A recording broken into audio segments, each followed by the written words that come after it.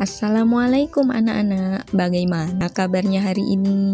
Semoga selalu diberikan kesehatan ya. Kali ini bersama Ustazah Nia, kita akan belajar muatan bahasa Indonesia tema 7, yaitu mengulang kembali ide pokok, kalimat utama, kalimat penjelas, dan paragraf. Tujuan pembelajaran: mencermati isi teks informasi tentang perkembangan teknologi produksi, komunikasi, dan transportasi di lingkungan setempat.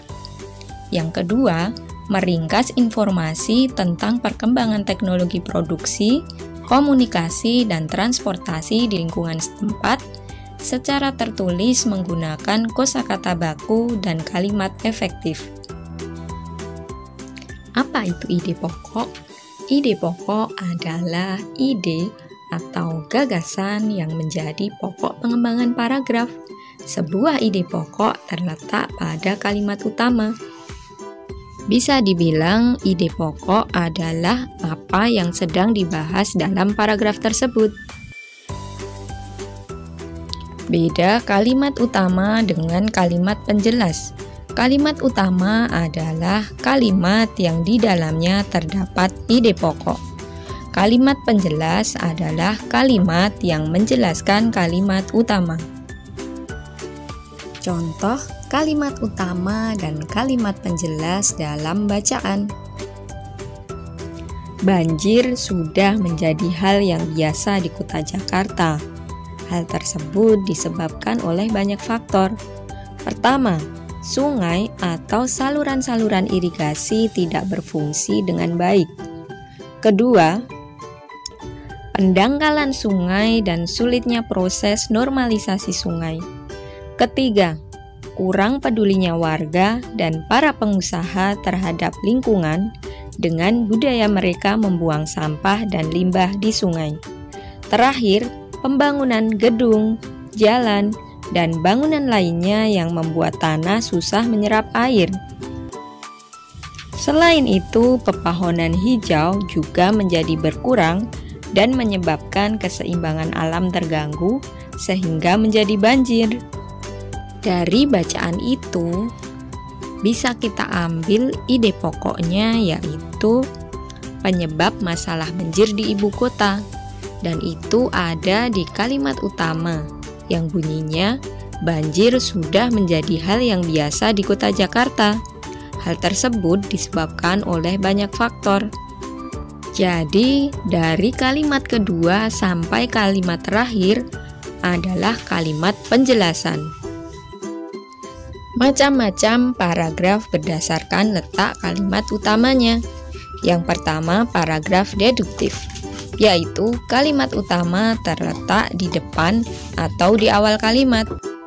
Yang kedua, paragraf induktif. Kalimat utama terletak di belakang atau di akhir kalimat. Contoh 1. Area banjir di ibu kota semakin meluas dan sulit untuk surut. Berdasarkan pantauan, banjir di DKI Jakarta sudah menjangkau wilayah Jakarta Timur, Jakarta Barat, Jakarta Utara, serta Jakarta Pusat. Banjir tak kunjung surut sebab hujan terus mengguyur deras selama 2 hari berturut-turut. Di sisi lain, saluran air banyak yang tersumbat oleh sampah dan endapan lumpur.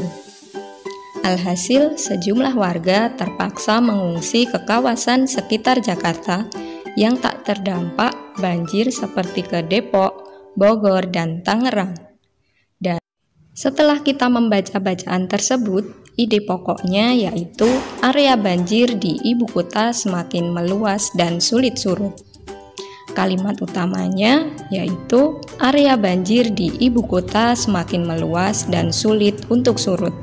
Kalimat utamanya ada di awal kalimat, jadi bacaan ini termasuk paragraf deduktif.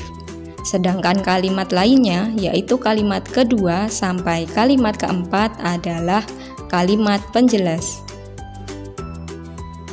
Contoh kedua, apapun jika dilakukan secara berlebihan bukanlah hal yang baik. Sama halnya seperti mengonsumsi makanan.